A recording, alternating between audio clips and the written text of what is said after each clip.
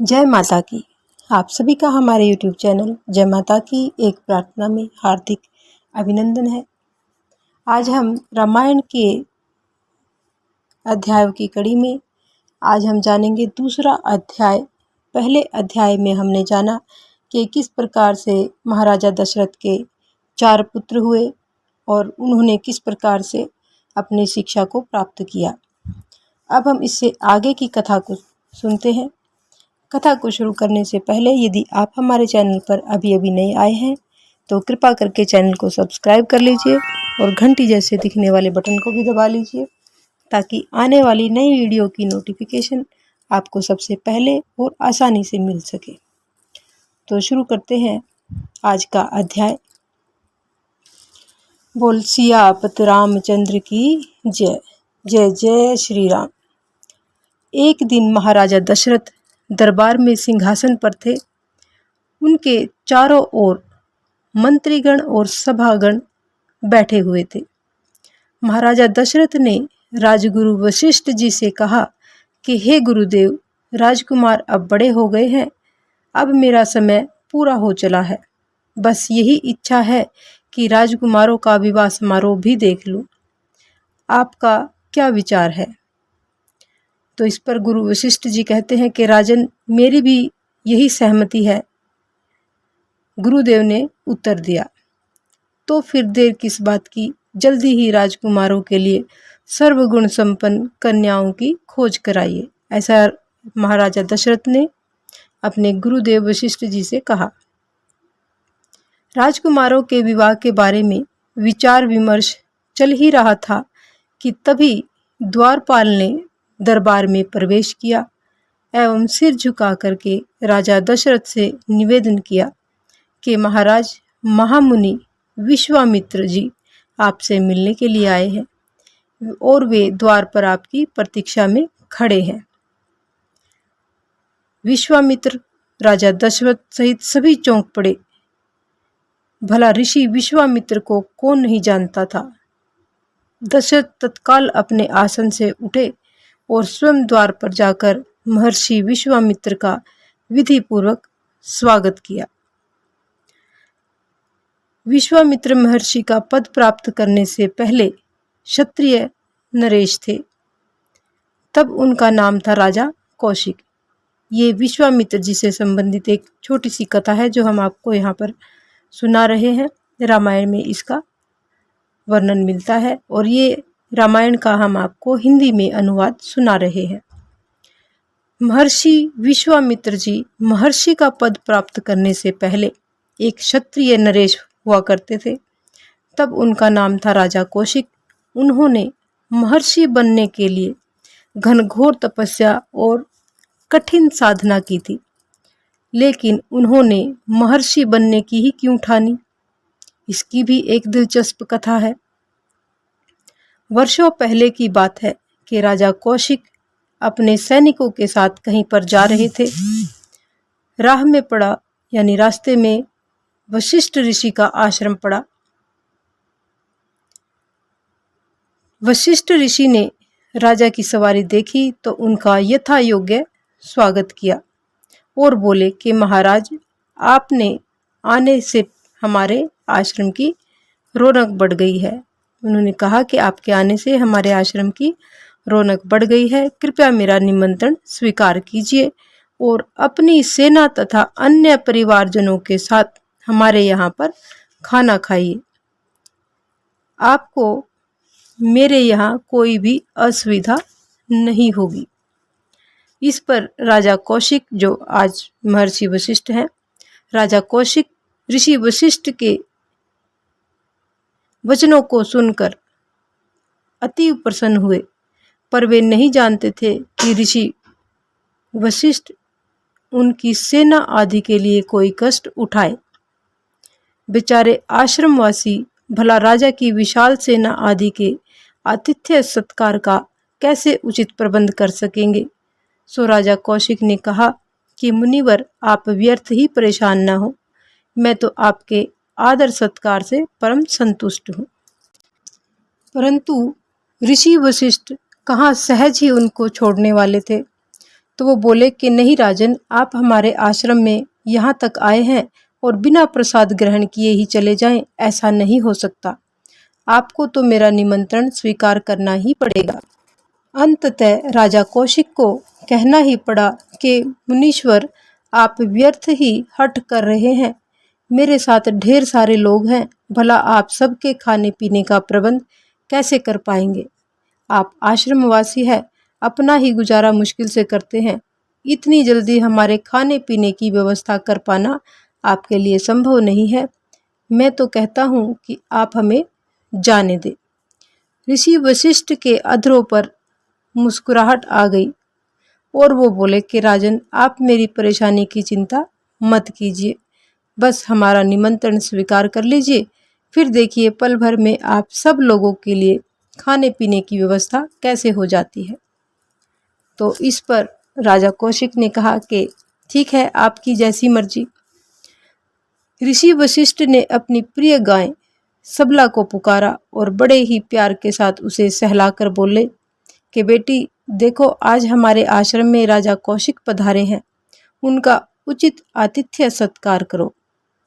गाय सबला ने स्वीकृति में सिर हिलाया और देखते ही देखते सामने नाना प्रकार के स्वादिष्ट व्यंजनों सहित भोज्य सामग्री परोस दी गई। राजा कौशिक भोजन का ऐसा विशाल आयोजन देख करके चकित रह गए। किसी राजकीय भोज से कम नहीं थी यह सब व्यवस्था। चारों ओर से स्वादिष्ट भोजन की मधुर सुगंध फैल गई। राजा कौशिक ने अपने परिवार व सैनिकों के साथ छक कर भोजन खाया। गाय सबला के इस चमत्कार से राजा कौशिक चमत्कृत थे और वो बहुत हैरान थे कि केवल गाय ने ही इतना सब कुछ कर दिया। और वो मुग्ध भाव से ऋषि वशिष्ठ की गाय को एकटक देख रहे थे। वह गाय कोई और नहीं, कामधेनु गाय थी, जो ऋषि वशिष्ठ ने अपने तपोबल से प्राप्त की थी। कहा जाता है कि कामधेनु गाय के से कुछ भी असंभव नहीं है, वो सब कुछ हमें प्रदान कर सकती है, ऐसा माना जाता है। राजा कौशिक ऋषि के आतिथ्य सत्कार से अत्यंत प्रसन्न हुए। उन्होंने ऋषि का आभार व्यक्त किया। फिर उनका दिल सबला गाय पर आ गया, तो वे ऋषि से बोले कि हे मुनीश्वर, अगर आप बुरा न माने तो एक बात कहूँ, आपकी गाय ने मेरा दिल जीत लिया है। भला ऐसी गाय का आश्रम में क्या काम, यह तो महलों के योग्य है। कृपया यह गाय आप मुझे दे दीजिए। यह क्या कह रहे हैं राजन? ऋषि वशिष्ठ दुखित होकर बोले कि यह गाय तो मेरी बेटी के समान है, इसे मैं किसी को नहीं दे सकता। ऐसा मत कहिए, मैं तो ये गाय लेकर ही रहूंगा, ऐसा राजा कौशिक ने कहा। तो इस पर वशिष्ठ जी ने कहा कि यह जिद आपकी व्यर्थ है और सबला यहीं पर रहेगी। भला राजा एक ऋषि का यह इनकार कैसे बर्दाश्त करते। अब तो राजा कौशिक कामधेनु गाय को प्राप्त करने के लिए कटिबद्ध हो गए, यानी जिद लगा करके बैठ गए।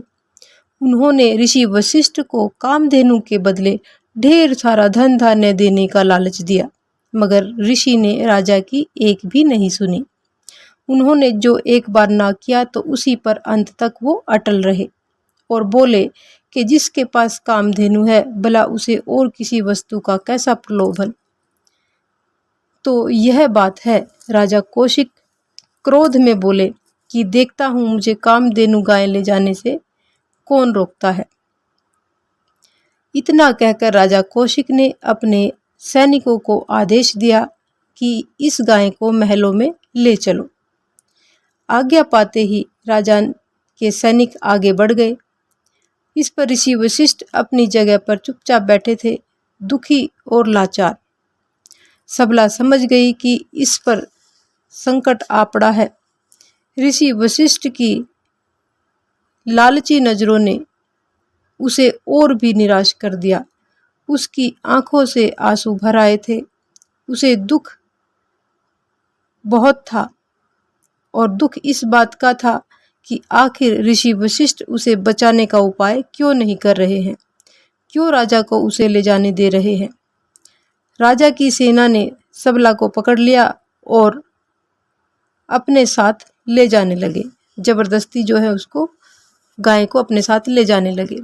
इस पर ऋषि वशिष्ठ ने सबला का दुख देखा नहीं गया। वे सैनिकों का अकेले प्रतिकार तो नहीं कर सकते थे, मगर गाय से यह कहने से नहीं चूके कि शबले, तुझे तो दुष्ट सैनिक जबरदस्ती ले जा रहे हैं, उन्हें मजा चखाने के लिए सैनिकों को पैदा करो। बस फिर क्या था, सबला ने एक हुंकार मारी और देखते ही देखते असंख्य सैनिक मैदान में आ गए। वे सबला को बचाने के लिए राजा के सैनिकों से भी भिड़ गए। घमासान लड़ाई छिड़ गई। राजा कौशिक के सैनिक सबला के सैनिकों के आगे टिक नहीं सके। उनके पैर वहीं पर उखड़ गए और वहां से वो भाग निकलने में ही अपनी खैर समझे और वहां से भाग निकले। इस पराजय से राजा कौशिक, जो आज विश्वामित्र के नाम से हैं, इस पराजय से राजा कौशिक के क्रोध का ठिकाना नहीं रहा। उन्होंने अकेले ही सबला के सैनिकों से लोहा लेने की ठानी और अपने रथ पर सवार होकर धुआंधार बाण बरसाने लगे। मगर सबला का चमत्कार देखिए कि उसका एक सैनिक मरता तो कई सैनिक और पैदा हो जाते। राजा कौशिक समझ गए कि यहाँ उनकी दाल नहीं गलने वाली है। ऋषि वशिष्ठ के पुत्र भी वहीं पर खड़े थे। उनसे भिड़ने के लिए राजा कौशिक के पुत्र आगे बढ़े, मगर ऋषि वशिष्ठ ने उन्हें क्रोध से यूं घूरा कि वहीं पर वो भस्मीभूत हो गए। राजा कौशिक की सारी शान धरी की धरी रह गई। उन्हें बस एक ऋषि वशिष्ठ पर गुस्सा आ रहा था, जिनकी वजह से वे पराजित हुए थे।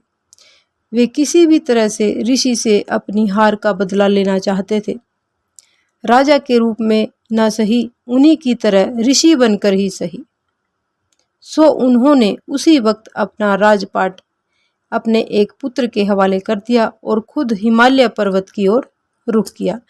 यानी राजा कौशिक ने सोचा कि अगर मैं राजा के रूप में इनसे हार सकता हूँ तो मैं ऋषि के रूप में ही इनके साथ फिर से अपनी बराबरी करूँगा। और ये सोच करके अपना सारा राजपाट वहीं पर उन्होंने अपने एक पुत्र को सौंप दिया और खुद हिमालय पर्वत की ओर चले गए, जहाँ पर भगवान शंकर की उपासना करके वे इस काबिल बनना चाहते थे कि जिससे अपने तपोबल से ऋषि वशिष्ठ को पराजित कर सके। यानी केवल ऋषि वशिष्ठ को पराजित करने के लिए ही राजा कौशिक विश्वामित्र के रूप में ऋषि बने। हिमालय के राजा कौशिक की तपस्या रंग लाई। हिमालय में जाकर के राजा कौशिक की तपस्या रंग लाई। एक दिन भगवान शंकर उनके तप से प्रसन्न होकर प्रकट हुए और बोले कि राजन, हम तुम्हारी उपासना से प्रसन्न हुए हैं, बोलो तुम क्या चाहते हो। भगवान, बस आप कुछ ऐसा कीजिए कि सारे असुर मेरे अधीन हो जाएं और मैं धनुर्वेद का पारंगत हो जाऊं। भगवान शंकर के लिए यह सब क्या मुश्किल था। उन्होंने ये सारे असुर जो देव, गंधर्वों और दानवों और ऋषि मुनियों, यक्षों या राक्षसों के अधीन थे, सब राजा कौशिक के अधीन कर दिए और बोले कि जाओ राजन, तुम्हारी मनोकामना पूर्ण हुई। राजा कौशिक की प्रसन्नता के तो क्या ही कहने। वो बहुत ही खुश हुए, बहुत प्रसन्न हुए कि उनको सभी सिद्धियां मिल गई। अब उन्हें पूरा विश्वास था कि ऋषि वशिष्ठ से अपनी हार का बदला वो अवश्य ले लेंगे। भगवान शंकर से जो वर मिला था उसके आगे भला कौन टिक सकता था। राजा कौशिक गर्व के मद में चूर हिमालय से वापस लौटे, और जब वो हिमालय से लौटे तो सबसे पहले ऋषि वशिष्ठ के आश्रम में ही पहुंचे। अहंकार में डूबे राजा कौशिक आश्रम के निकट पहुंचे तो उनका क्रोध 7वें आसमान पर था। बेचारे आश्रमवासी तो उनका दुर्दांत स्वरूप देखकर ही डर गए और राजा की नजरों से दूर कहीं जाकर के छिप गए। राजा कौशिक का क्रोध सबसे पहले गिरा ऋषि के आश्रम पर। राजा ने आग्नेय अस्त्र के एक ही वार से आश्रम को जला करके नष्ट कर दिया, राख कर दिया। ऋषि वशिष्ठ शांत भाव से यह सब देखते रहे। राजा के क्रोध से वे मन ही मन चिंतित और दुखी थे। राजा को काबू में करने का एक ही उपाय था और वह यह कि किसी तरह उनके गर्व को चूर चूर कर दिया जाए। राजा वशिष्ठ ने बिना घबराए राजा की ओर देखा और फिर ब्रह्मदंड उठाकर राजा से बोले कि यह सरासर मूढ़ता है राजन, शांत हो जाओ। राजा को ऋषि की सलाह जरा भी नहीं सुहाई।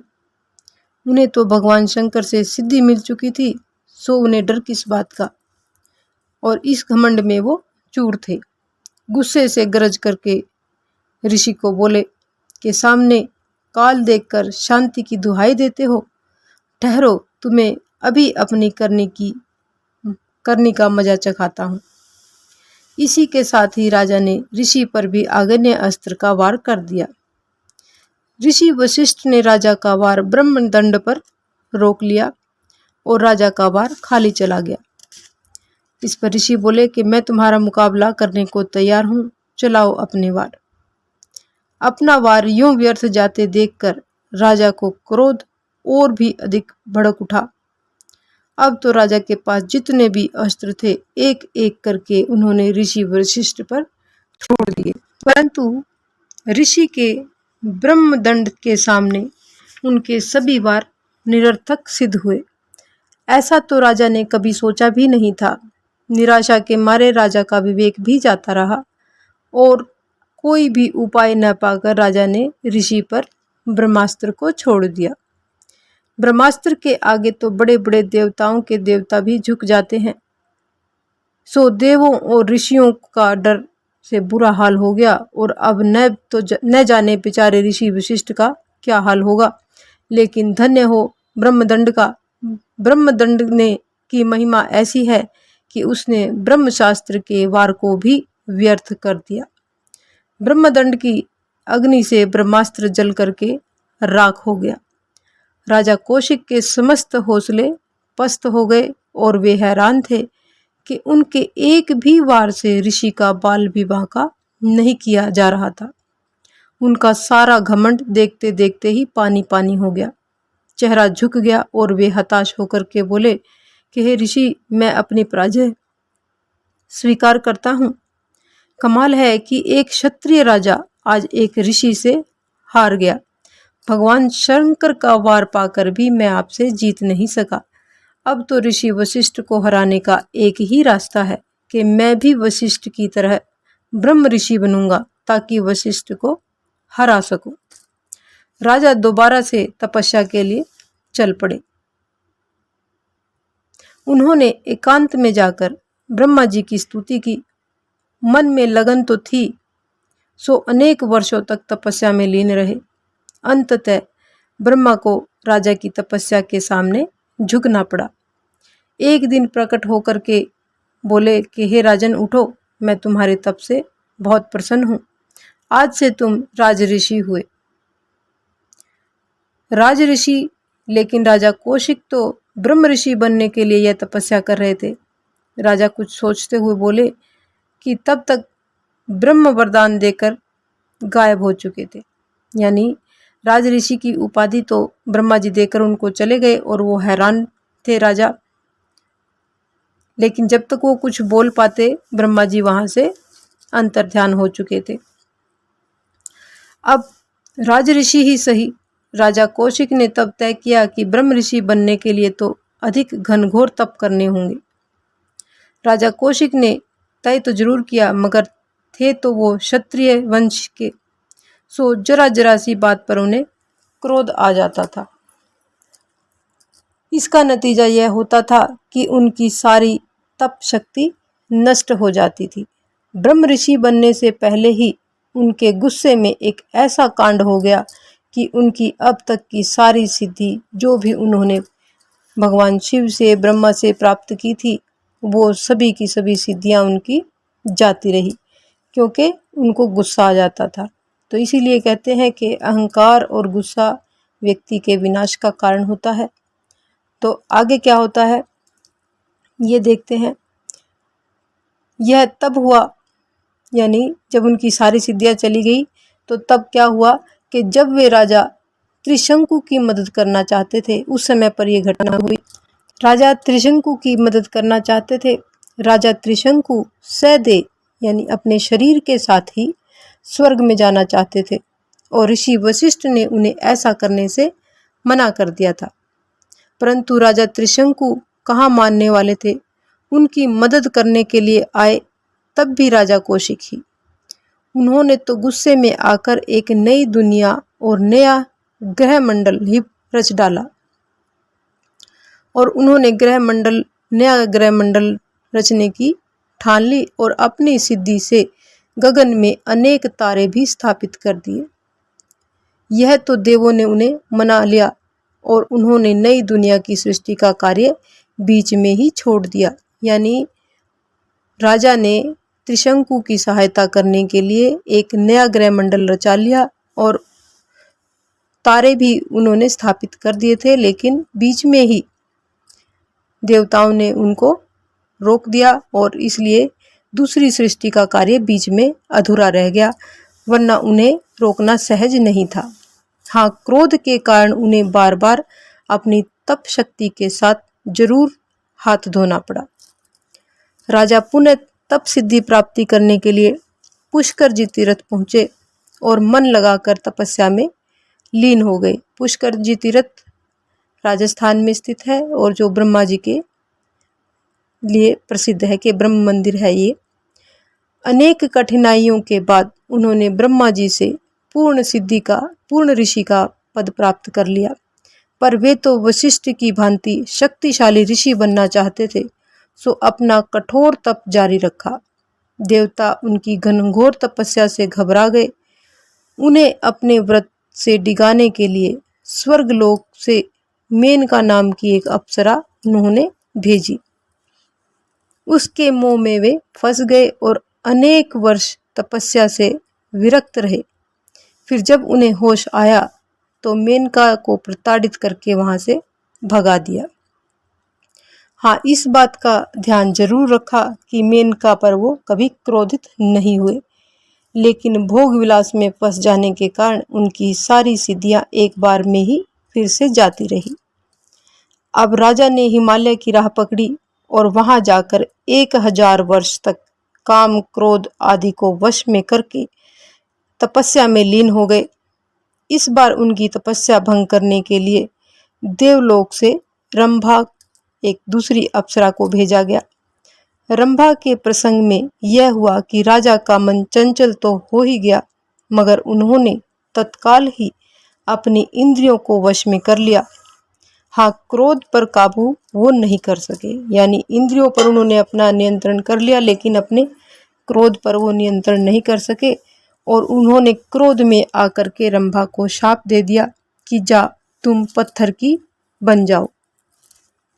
इसका नतीजा यह हुआ कि उनके वर्षों की तपस्या यहाँ पर भी निष्फल ही रही, यानी जो अब तक की उन्होंने तपस्या की थी वो भी सारी निष्फल हो गई।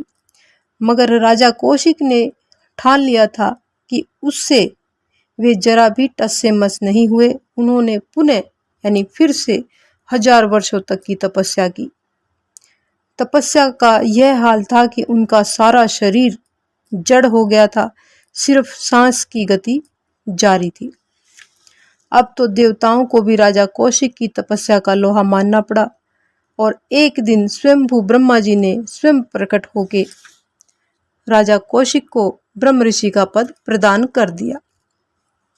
यानी राजा ने इतनी घोर तपस्या की कि सभी देवता उनके अधीन हो गए और स्वयं ब्रह्मा जी को वहां पर प्रकट होकर के उनको ब्रह्म ऋषि का पद प्रदान करना पड़ा।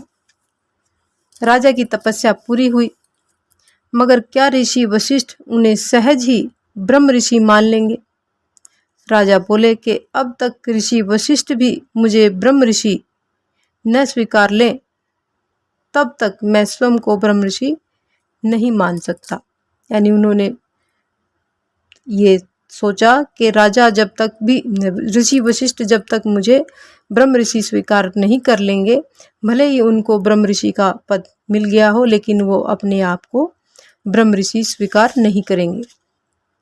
राजा वशिष्ठ को भला क्या ऐतराज, वे तो स्वयं राजा कौशिक को कठोर तपस्या के आगे नतमस्तक थे। उन्होंने राजा कौशिक को आलिंगन में लेकर के कहा कि ब्रह्म ऋषि, जिसने इतनी कठिन साधनाओं के बाद खुद को ब्रह्म ऋषि का पद स्वयंभू ब्रह्मा जी से प्राप्त किया हो, उसे भला मैं कैसे अस्वीकार कर सकता हूँ। निसंदेह आप संपूर्ण ब्रह्म ऋषि हैं, आप विश्वामित्र हैं, क्योंकि आपने विश्व को जीत लिया है। बस तब से राजा कौशिक महाशक्तिशाली ब्रह्म ऋषि विश्वामित्र के रूप में जाने जाने लगे। ये घटना रामायण से भी बहुत पहले की है। ऋषि विश्वामित्र का अब आगे की कथा जो दशरथ जी के दरबार में थी, उसको हम आगे चलाते हैं। अभी तो हमने आपको महर्षि की, ऋषि विश्वामित्र की जो सारी तपस्या है उसके बारे में बताया है। अब आगे देखते हैं। ऋषि विश्वामित्र को आदरपूर्वक दरबार में लाया गया और एक उच्च आसन पर प्रतिष्ठित किया गया। राजा दशरथ ने पूछा कि हे मुनिवर, आपका किस तरह से आगमन हुआ। राजन, विश्वामित्र बोले कि हे राजन, पहले तुम ये वचन दो कि मैं जो चाहूँ उसे आप मान लेंगे तो मैं अपने आगमन का यहाँ पर आपको प्रयोजन बताऊंगा, आपके यहाँ पर आने का मतलब बताऊंगा। यानी आपको मुझे पहले वचन देना होगा। आपके दर्शनों से तो मैं कृतार्थ हुआ हूँ, भला ऐसी कौन सी बात है जो मैं आपकी नहीं मान सकता। आप मेरा राजपाट भी चाहेंगे तो मैं वो भी न्योछावर कर सकता हूँ। आप मुझे आदेश तो दीजिए, मैं वचन देता हूँ कि आपकी प्रत्येक बात को स्वीकार करूँगा, आपकी सभी बातें स्वीकार होंगी। ऐसा राजा दशरथ ने विश्वामित्र जी से कहा। पल भर कुछ सोच करके विश्वामित्र जी बोले कि सुनो राजन, आज मैं एक यज्ञ कर रहा हूँ, लेकिन जब भी यज्ञ समाप्त होने का समय आता है तभी मारीच और सुबाहु नाम के 2 राक्षस आते हैं और यज्ञ वेदी पर हड्डियां और मांस फेंक करके यज्ञ को अपवित्र कर देते हैं। मैं अनेक माहों से अपना महान अनुष्ठान समाप्त करना चाहता हूँ, मगर इन राक्षसों के कारण अब तक मैं सफल नहीं हो सका हूँ। यूँ तो मैं चाहूँ तो उन दोनों को पल भर में ही शाप देकर के नष्ट कर सकता हूँ, परंतु ऋषियों के लिए क्रोध करना उचित नहीं है और यह नियम के विरुद्ध है। कोई और उपाय न पाकर मैं आपके पास आया हूँ। आप राजा हैं और प्रजा तथा धर्म की रक्षा करना आपका कर्तव्य है।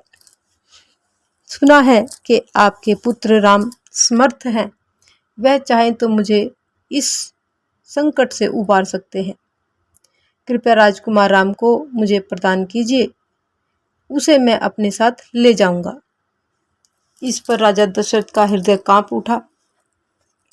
भला वे किशोर राम को अत्याचारी राक्षसों से भिड़ने के लिए कैसे भेज दें। बेहोशी के आलम में दशरथ अपने आसन पर लेट गए। कुछ देर के बाद उन्हें होश आया तो वो बोले कि मुनिवर, राम को ले जाने की क्या आवश्यकता है। राम तो अभी बालक हैं, राक्षसों को तो मैं अकेला ही काबू में कर सकता हूँ। आप तो जानते हैं कि मैंने बड़े बड़े युद्धों का नेतृत्व किया है, मैं ही आपके साथ चलता हूँ। इस पर विश्वामित्र जी बोले कि नहीं राजन, मुझे तो राम ही चाहिए। विश्वामित्र राम अवतार के रहस्य से परिचित थे, सो उनका सिर्फ राम पर ही विश्वास था। राम को युद्ध का कोई भी अनुभव नहीं था। चलिए, मैं आपकी चतुरंगिनी सेना के साथ चलकर राक्षसों का दमन करता हूँ। विश्वामित्र को बहुत बुरा लगा और उनकी भ्रुकुटियां तन गई, यानी उनको गुस्सा आ गया। राजन, आप पुत्र मोह में भूल जा रहे हैं। कि आपने मुझे वचन दिया था कि आप मेरा प्रत्येक अनुरोध स्वीकार कर लेंगे। अब आप अपने वचन से फिर रहे हैं, वचन को भंग कर रहे हैं, और यह तो रघुकुल की रीत है ही नहीं। विश्वामित्र का क्रोध के मारे चेहरा लाल हो गया और दरबार में बैठे समस्त लोग विश्वामित्र के क्रोध से कांप गए। देवताओं का हृदय भी भय से कांपने लगा, धड़कने लगा। ऋषि वशिष्ठ ने यह हाल देखा तो आगे बढ़कर दशरथ जी से बोले कि महाराज, आपने जो वचन दिया है उसका पालन तो आपको करना ही पड़ेगा। वचन भंग उचित नहीं है। राम को राक्षसों का सामना करने के लिए भेजने में बुराई ही क्या है। राम अस्त्र शस्त्र विद्या में पूर्ण भले ही नहीं हो, उम्र में भी भले ही वो छोटे हैं, मगर साथ में विश्वामित्र जैसे तपस्वी और शक्तिशाली ब्रह्म ऋषि हों तो डर कैसा। राम का कोई कुछ नहीं बिगाड़ सकता। सच तो यह है कि विश्वामित्र के साथ जाकर वह युद्ध विद्या में पारंगत ही होंगे। मेरी माने तो निर्भय होकर राम को विश्वामित्र के साथ भेज दीजिए। विश्वामित्र तो अजय हैं, साक्षात ज्ञानी, तपस्वी और वीर।